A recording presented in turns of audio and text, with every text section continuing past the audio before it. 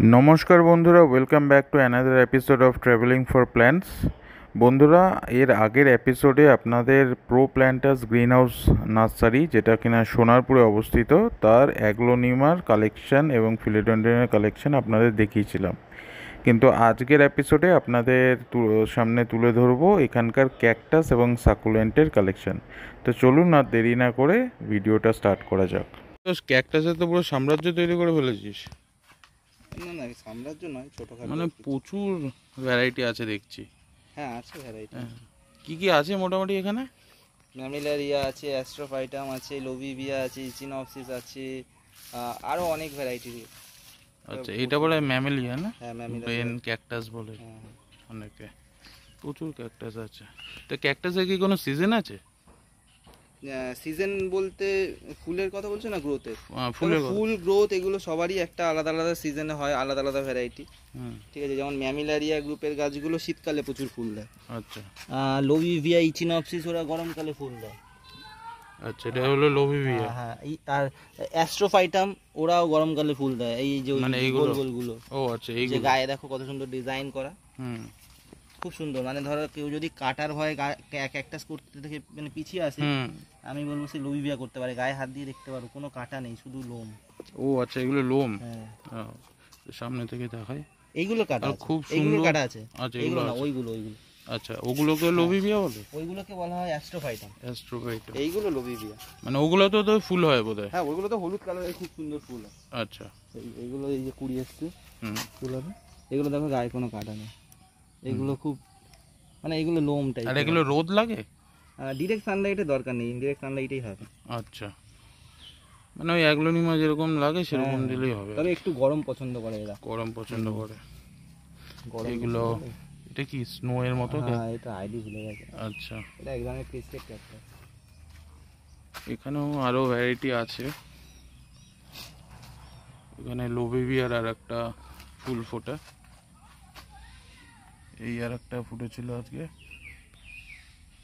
এই ওই গাছটার নাম আর কি নাম এটা? না, ওই গাছ।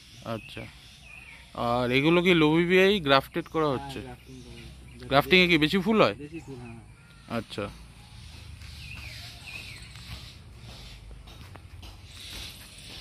আর এইগুলো কি ক্যাকটাস? ওগুলো ম্যাক্সিমাম ম্যামিলারিয়া গ্রুপের ক্যাকটাস। আচ্ছা, ওগুলোতে শীতকালে বেশি ফুল হয়। শীতকালে ফুল হবে। প্রচুর কালেকশন আছে বন্ধুরা, এসে দেখতে পারেন। আর এটা বোধহয় জিমনেসিয়াম না?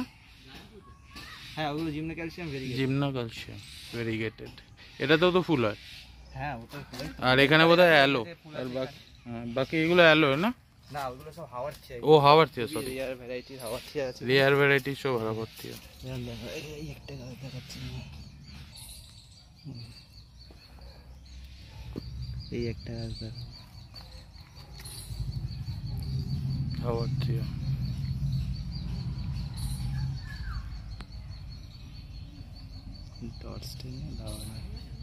মুন ক্যাকটাসও বোধহয় আছে। হ্যাঁ, তো মোটামুটি ক্যাকটাসের সব রকম। হ্যাঁ, আচ্ছা, ওইদিকেও আছে, ওই দিকটা দেখা।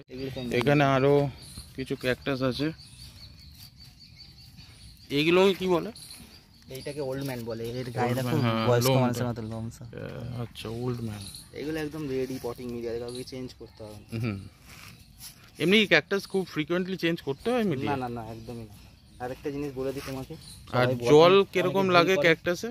মানে একটা জিনিস ভুল করে, ক্যাকটাসকে বড় জায়গায় দিয়ে দেয়। একদম বড় জায়গায় দেওয়া উচিত না। এরকম বড় গাছকে সবসময় এরকম ছোট জায়গায় সব থেকে ভালো। আচ্ছা, জল খুব কম লাগে। মানে কদিন অন্তর অন্তর জল দিলে ভালো? মোটামুটি এই বর্ষার সময় যখন মেঘলা ওয়েদার থাকে 10 দিনে একবার। ও, 10 দিনে একবার দিলে হবে? শীতকালেও খুব কম লাগে। যে গাছগুলো শীতকালে বাড়ে তাদেরকে শীতকালে জল দিতে হয়। আচ্ছা, এখানে আরো কিছু ক্যাকটাস প্লাস সাকুলেন্ট আছে পুরো রেডি পটে। রেডি পটে কিন্তু সাকুলেন্ট আছে।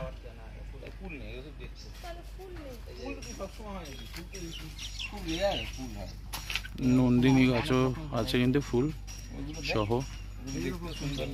আর এটা বোধ হয় ফাইকাসের কিছু ভ্যারাইটি, ক্রিপার। ফুল হবে না, না ফুল